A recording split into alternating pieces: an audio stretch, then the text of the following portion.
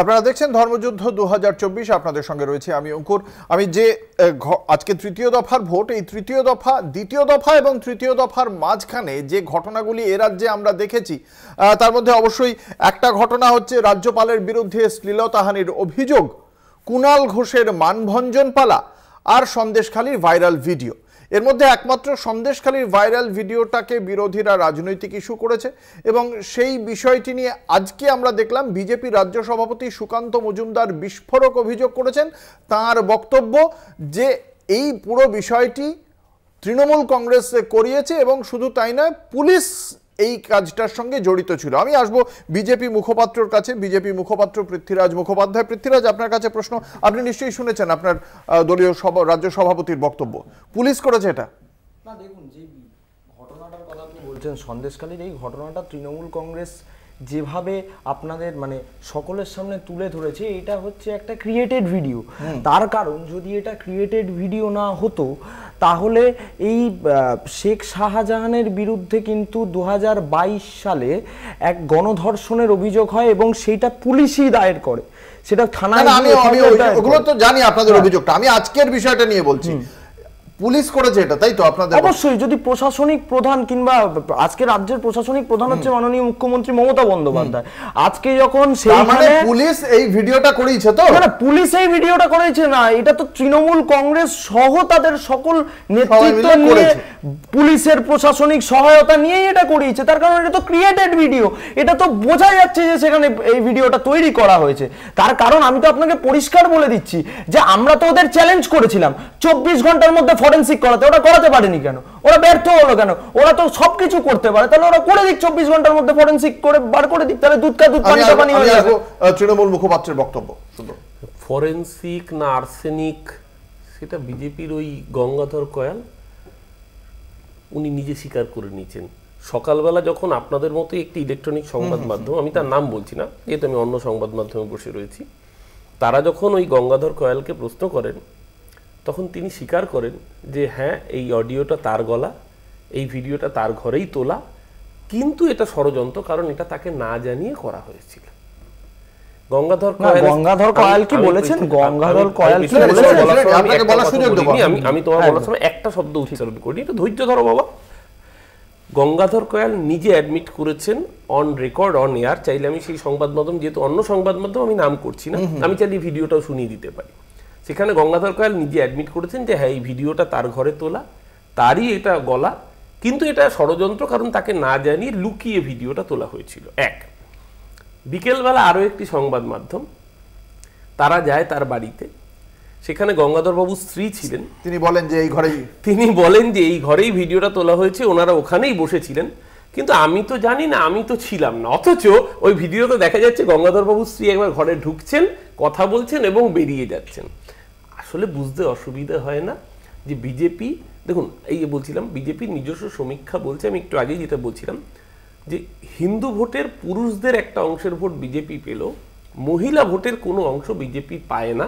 তার কারণ মমতা বন্দ্যোপাধ্যায়ের সরকার মহিলাদের জন্য যে কাজ করেছে, লক্ষ্মীর ভাণ্ডার থেকে স্বাস্থ্যসাথীর প্রথম নাম থেকে শুরু করে কন্যাশ্রী, রূপশ্রী, একাধিক প্রকল্প, বাংলার মায়েরা ঢেলে ভোট দেন মমতা বন্দ্যোপাধ্যায়কে। সেই মহিলাদের ভোটটাকে যদি ক্যাপচার করতে হয়, তাহলে মহিলাদের এমন ইমোশন, সেন্টিমেন্টের জায়গায় আঘাত করতে হবে যে মহিলাদের সম্ভ্রম এখানে ভুলুণ্ঠিত, কিন্তু পারছে না। কারণ এনসিআরবি ডেটা বলছে কলকাতা ভারতবর্ষের মধ্যে নিরাপত্তম শহর। এনসিআরবি ডেটা বলছে, কেন্দ্রীয় সরকারের ডেটা বলছে যে পশ্চিমবঙ্গ ভারতবর্ষের প্রথম নিরাপত্তম রাজ্যগুলোর মধ্যে, প্রথম 4টে রাজ্যের মধ্যে রয়েছে। তাই কোনোগুলো দিয়েই যখন হচ্ছে না, তখন সেখানে ওই গঙ্গাধরবাবু নিজে স্বীকার করছেন 7 মাস 8 মাস আগের পুরনো রেপের অভিযোগ এমন করতে হবে, কারণ কোনো নারী শ্লীলতাহানি হয়েছে কিনা সেটা 4-5 দিন পেরিয়ে গেলে মেডিকেল টেস্টে বোঝা সম্ভব নয়। তাই এই ফলস এবং 2000 টাকার বিনিময় যারা সন্দেশখালীর মায়েদের বাজারে নামালেন, আসলে তারা তৃণমূলকে মেলাইন করতে গিয়ে গোটা বাংলার মহিলাদের সম্ভ্রম নষ্ট করেছে। না, যখন স্ট্রিং অপারেশনটা হয়, স্ট্রিং অপারেশনের পরে অভিষেক বন্দ্যোপাধ্যায় বলেছে স্ট্রিং অপারেশনটা হয়েছে কিন্তু এর দায় তৃণমূল কংগ্রেস নেবে না, এটা খুব স্পেসিফিক করে বলে দিয়েছিল অভিষেক বন্দ্যোপাধ্যায়। এবং তার থেকেও বড় কথা, এই যে কিছুদিন আগে কুণাল বাবু যে একটু রাগঢাক করে একটু এদিক ওদিক চলে গেছিলেন, তো কুণাল বাবু সেখানে যখন একজন ওই একটা বিশেষ সংবাদ মাধ্যমকে নিজের ইন্টারভিউ দিচ্ছে, তখন তিনি খুব পরিষ্কারভাবে বলছেন যে যে সন্দেশখালীর যে ঘটনা ঘটেছে সেটা তো আমায় যদি বিরোধী প্ল্যাটফর্মে দাঁড়িয়ে থাকতে হয় আমায় তো সেটা ডিফেন্ড করতে হবে। অর্থাৎ তিনি সেখান থেকে পরিষ্কার করে দিচ্ছেন যে তৃণমূল কংগ্রেসের দ্বারাই এই ঘটনা ঘটিয়েছে। এবং আপনি কি আমার একটা কথা বলুন, আজকে যখন সেখানে সিবিআই ইডি গেছিল এবং ইডির ওপর যখন সেখানে আক্রমণ হয়েছিল, তারপরে এতদিন হয়ে গেল, পুলিশ একটা লুকআউট নোটিশ জারি করে অ্যারেস্ট করতে পারলো না, এবং তারপরে দাঁড়িয়ে 5ই জানুয়ারি থেকে 24শে জানুয়ারি ইডির 19 দিন সময় লাগলো কেন সন্দেশখালীতে যেতে? ইডির 19 দিন সময় কোথায় সন্দেশখালীতে যেতে? 5ই জানুয়ারির পর 24শে জানুয়ারি নেক্সট গিয়েছিলেন, 19 দিন বসেছিল। রাজ্য পুলিশ কি করছিল? রাজ্য পুলিশ না, রাজ্য পুলিশ রাজ্য পুলিশকে তো কে করছিল ভাই? রেশন কার্ডে তদন্ত, রেশন কার্ডে দুর্নীতি তদন্তটা কে করছে? রাজ্য পুলিশ করছে, ইডি করছে।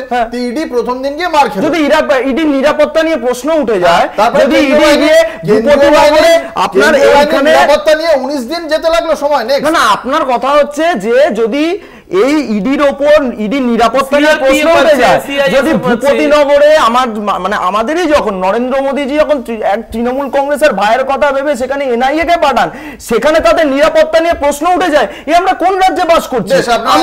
আমরা অবশ্যই শুনবো আপনার উত্তর, অবশ্যই তৃণমূল কংগ্রেসের মুখপাত্র দেবেন। আমি একবার এই মুহূর্তে চলে যাব মুর্শিদাবাদের লালবাগে, সেখানে রয়েছেন আমাদের প্রতিনিধি দুর্গাদাস বন্দ্যোপাধ্যায়। সকাল থেকে আমরা দেখতে পাচ্ছি মুর্শিদাবাদে ভালোই ভোট পড়েছে, প্রায় 65.40% ভোট পড়েছে। বিকেল 3টে পর্যন্ত ভোট প্রক্রিয়া সারাদিন ধরে কেমন দেখতে পাচ্ছ সেখানে? দেখো, তোমাকে এই বিষয় খুব পরিষ্কার করে একটা কথা বলি যে বিগত দিনে লোকসভা নির্বাচন থেকে শুরু করে বিধানসভা নির্বাচনে এই রাজ্যের অন্যান্য জেলাগুলোর মধ্যে মুর্শিদাবাদ, আমরা যে মুর্শিদাবাদের চিত্র দেখে এসেছি বা দেখতে অভ্যস্ত ছিলাম, সেই অভ্যস্ত চিত্রটা থেকে আজ সকাল থেকে কিন্তু আমরা মুর্শিদাবাদের বিভিন্ন প্রান্তে যেখানে ঘুরেছি এবং সেখানে চিত্র কিন্তু আজকে তার সাথে মিলছে না। তার কারণ হচ্ছে যে বিগত দিনে আমরা দেখেছি যে মহিলাদের উপস্থিতির হার যথেষ্ট কম, রাস্তা থেকে মহিলাদেরকে ফিরিয়ে দেওয়া হয়, মহিলারা অনেকে বিগত দিনে ভোট দিতে পারেননি, কিন্তু আজকে সেই জায়গাটা থেকে মহিলারা স্বতঃস্ফূর্তভাবে তাদের অংশগ্রহণ, তার মহিলাদের লম্বা লম্বা লাইন, এবং তোমায় বলে রাখি যে দুপুরবেলার মধ্যে সিংহভাগ মহিলা, যে টোটাল ভোটারের মধ্যে যতজন মহিলা তার সিংহভাগের কিন্তু ভোট দেওয়া হয়ে গেছে। এখনো পর্যন্ত আমাদের কাছে যা খবর প্রায় 66 থেকে 67% ভোট ইতিমধ্যেই কমপ্লিট হয়ে গেছে। ফলে এই যে পরিস্থিতিটার একটা ম্যাসিভ বদল, অর্থাৎ যে চেনা ছন্দের যে মুর্শিদাবাদকে মানুষ দেখতে অভ্যস্ত, সেই চেনা ছন্দ থেকে আজকে যে একটা শান্তির বাতাবরণ, সমস্ত দিকে একটা দু একটা ছোটোখাটো বিক্ষিপ্ত ঘটনা, সেটা সব জায়গাতেই ঘটে, আজও তার ব্যতিক্রম হয়নি। কিন্তু মোটের ওপর সর্বত্র মিলিয়ে মুর্শিদাবাদ কিন্তু সত্যি একটা নিদর্শন রাখলো শান্তিপূর্ণভাবে ভোট, এবং সেখানে প্রচুর মানুষের ভোটের অংশগ্রহণ করা, ভোট দান করতে আসা, এবং সব থেকে বড় কথা সকাল থেকে আমরা একটা কথা কিন্তু বারবার বলছি, মহিলাদের উপস্থিতি, মহিলাদের স্বতঃস্ফূর্ততা, এটা কিন্তু একটা বড় বিষয় কিন্তু হয়ে দাঁড়ালো। আজকের ভোটে একটা ব্যতিক্রমী চিত্র আমরা দেখতে পেলাম এই মুর্শিদাবাদের লোকসভা নির্বাচনকে কেন্দ্র করে। ফলে আগামী দিনে ভোটের অঙ্কে কে জিতবেন, কে হারবেন, কে কি হবে সেটা কিন্তু সময়ই বলবে। কিন্তু একটা বিষয় পরিষ্কার যে ভোটের যে বিগত দিনের যে চিত্র, যে অশান্তির বাতাবরণ, যে বোমাবাজির বাতাবরণ, যে চোখ রাঙানির বাতাবরণ, সেগুলোর কিন্তু পট পরিবর্তন হয়েছে। সব থেকে বড় কথা, একদিকে যেমন সেন্ট্রাল ফোর্সের যথেষ্ট সক্রিয়তা ছিল, অন্যদিকে আমি কিন্তু বলতে বাধ্য হচ্ছি, আমাদের চোখে পড়েছে যে রাজ্য পুলিশের কিন্তু পার্টিসিপেশন, রাজ্য পুলিশের অ্যাক্টিভিটি, রাজ্য পুলিশের মোবিলাইজেশন যথেষ্ট কিন্তু তাৎপর্যপূর্ণ ছিল। এটা কিন্তু হলফ করে বলাই যায়। একেবারে ধন্যবাদ। আমাদের সঙ্গে ছিলেন আমাদের প্রতিনিধি দুর্গাদাস বন্দ্যোপাধ্যায়। একই সঙ্গে আজকে মুর্শিদাবাদ জেলার আরেকটি লোকসভা কেন্দ্রে নির্বাচন চলছে, জঙ্গিপুর কেন্দ্র। জঙ্গিপুর কেন্দ্রে এখনো পর্যন্ত প্রায় 62%-এরও বেশি ভোট পড়েছে। চলে যাব জঙ্গিপুর কেন্দ্রে, সেখানে রয়েছেন আমাদের অপর বিশেষ প্রতিনিধি দেবজ্যোতি ঘোষ। দেবজ্যোতি, জঙ্গিপুরে ভোট প্রক্রিয়া কেমন দেখতে পাচ্ছ?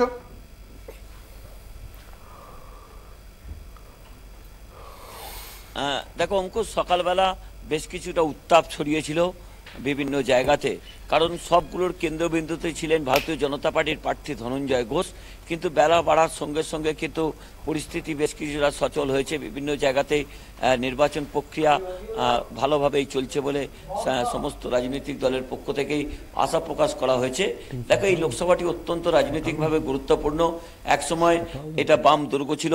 2014-তে এখানে জয়লাভ করেছিলেন তখন প্রাক্তন অর্থমন্ত্রী ছিলেন প্রণব মুখোপাধ্যায়। তারপরেই কংগ্রেসি ঘটনা শুরু হয়। 2019-এর লোকসভা কেন্দ্রের নির্বাচনে এখানে কিন্তু তৃণমূল কংগ্রেসের প্রার্থী খলিলুর রহমান জয়লাভ করেন। তিনি সেবারেও প্রায় 44% ভোট পেয়ে নির্বাচিত হয়েছিলেন। এবারে জঙ্গিপুর লোকসভা কেন্দ্র নির্বাচন হচ্ছে। এখানে 14টি প্রার্থী প্রতিদ্বন্দ্বিতা করলেও এখানে কিন্তু মূল লড়াই 3 জন প্রার্থীর মধ্যে হচ্ছে। জঙ্গিপুরের প্রায় 30% বুথকে স্পর্শকাতর বলে ঘোষণা করেছিল নির্বাচন কমিশন। 509টা স্পর্শকাতর বুথ রয়েছে। এখনো পর্যন্ত জঙ্গিপুরের কোনো জায়গা থেকে কোনো অশান্তির খবর পাওয়া গেছে কি? কেন্দ্রীয় বাহিনীর ভূমিকাই বা কি দেখতে পেলে?